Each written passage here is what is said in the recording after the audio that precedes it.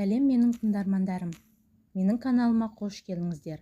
Маған тіркеліп, лайк басуды ұмытпаңыздар. Бала кезім, ол кезде үйге телефон кіргізу үлкен жаңалық болатын. Үйдегілердің айналдырғыштың кішкентай тесігіне саусағын сұғып, номер тергені әсіресе қызық болатын. Тұтқаны алсаң, арғы жағынан тірі адамның даусы шығатыны қалай? Түк түсінбейтінмін. Кейде телефонға қарап ұзақ отырып қалады екенмін. Бірде анамның 1, 0 және 5 деген номерді айналдырғанда, арғы жағынан анықтама тыңдап тұр деген сөзі естіп қалдым. Сол дауыспен анам жиі сөйлесетін. Бірнеше рет біреулердің номерін сұрап білді. Бірде үйдегі сағат тоқтап қалғанда, оны да сол анықтама апайдан сұрап алды. Содан кейін бұл апай не сұрасаң да лезде жауап беретінін біліп алдым. Қайдан білейін, балалық шығар. Мен де сол апаймен бір сөйлесуге құмарым артып жүрген. Күндердің күнінде сол мүмкіндікке ақыр қол жеткіздім. Үйде ешкім жоқ. Анам қалаға кеткен. Есік алдындағы төске өріктің дәнегін шағып жеп отырғанмын. Бір кезде қолымдағы тас нәмәрттік жасап қате кетті де, суық саусағымды бір соқты. Қап, әттеген-ай, кішкентай саусақта не жан бар дейсіз? Шырылдадым да қалдым. Тырнағым қанап кетті. Енді жылап кімге барам? Сол кезде ойыма анықтама апай сап ете қалды. Апыл-ғұпыл үйге кірдім де телефонға жүгірдім. Кішкентай орындықты жақындатып алып, соның үстіне телефон тұтқасын қолымды жеткіздім-ау. Баяғы жаттап алған 105 номерін сау қолыммен айналдырып шықтым. Арғы жақтан бір дауыс шыққаны сол еді. Анықтама апай, көмектесіңізші деп жылап жібердім. Не болып қалды балам? Таспен қолымды қанатып алдым. Қатты ауырып жатыр. Үйде анаң жоқ па? Жоқ, қалаға кеткен. Сен тоңазытқышты аша аласың ба? Иә. Онда бір кесек мұз ал да қанаған жеріңе баса қой. Ол болмаса мұздай суды ағызып, соның астына саусағыңды бір сәт ұстап тұр. Қанағаны тоқтайды. Иә, қазір.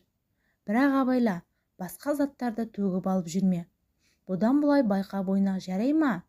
Міне осы оқиғадан кейін телефон мен үшін ауылдағы ең данышпан адамдай болып кетті. Керегімнің бәрін сұрап аламын.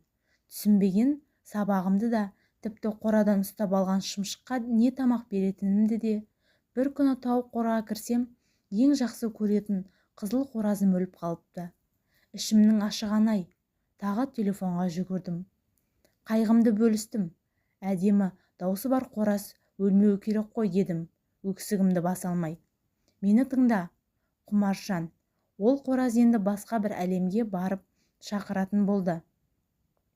Үлкейгенде оны өзің түсінесің. Ал енді бекерге қайғырма. Сен батыр емес пе едің? Батырлар жыламайды.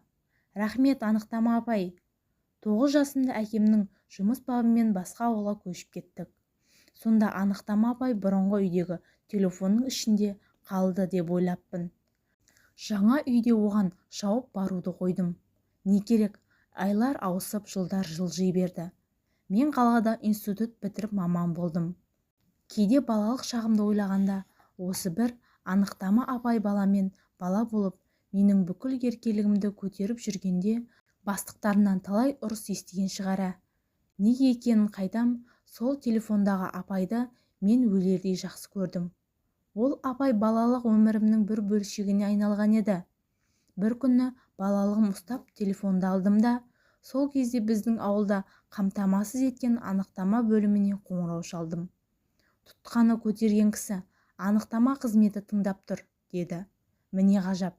Сол баяғы мейірімді дауыс. Балалық шағымның дауысы. Ішімде қандай күй кешіп жатқанда бір Құдайға ғана өзі біледі. Әйтеуір бір жылылық, жақсы көру, құрмет, мейірім, адалдық, жауапкершілік секілді жақсы қасиеттерінің бәрі бір-бірі жарыса келіп, жүрегімді түрткілей бастағанын білдім. Анықтама апай, менің қызыл қоразым өліп қалды. Енді не істеймін, дедім даусымды өзгертіп. Бір-екі сәт ойланған арғы жақтағы кісі, саусағың жазылып қалған шығар, балапаным демесі бар ма? Ішім бұрынғыдайда астан-кестең, күліп жібердім. Апай, сіз әлі осы жерде жұмыс жасайды екенсіз ғой. Сізді қалай сағынғанымды білсеңіз ғой. Мен де сені сағындым қарағым. Бір күні өзі тауып хабарласар деп армандаушы едім. Сол арманыма бүгін жетіп отырмын. Қалайсың жаным? Батыр да сотқар балам. Иә, сізге балаңызды еркелеппін ғой. Соның бәріне шыдап көтергеніңізге рахмет. Не айтсам да ашуланбай, аналық ақылыңызды беріп отырғаныңызға мың алғысымды білдіремін. Сен де маған қандай жақсылықтар жасағаныңды сезбедің-ау сірә. Менің өз балам болмаған соң, сен секілді тап-таза, шынайы, тап-тәтті баланы жаныма қалай жақын тұтқанымды білсең ғой. Оның ләззатын мен қазір сөзбен жеткізе алмаспын. Жүрек қана сезеді.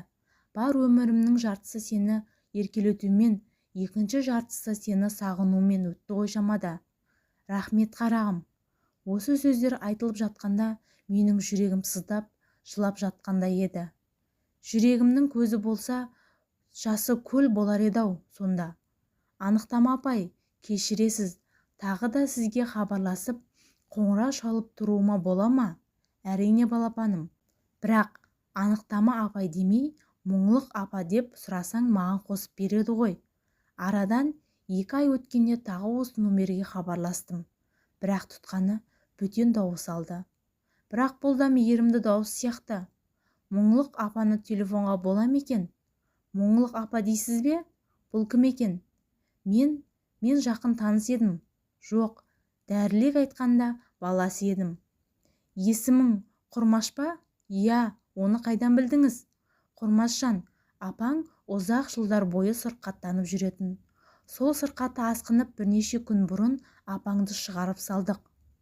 Үстіме біреу мұздай су құйып жібергенде болды. Шығарып салғаны қалай? Қайда? Келмес сапарына балам. Кетерінде саған сәлем айтты. Мені сұрайтын болса, бұдан кейін де өмір бар. Сол жерде жолығармыз.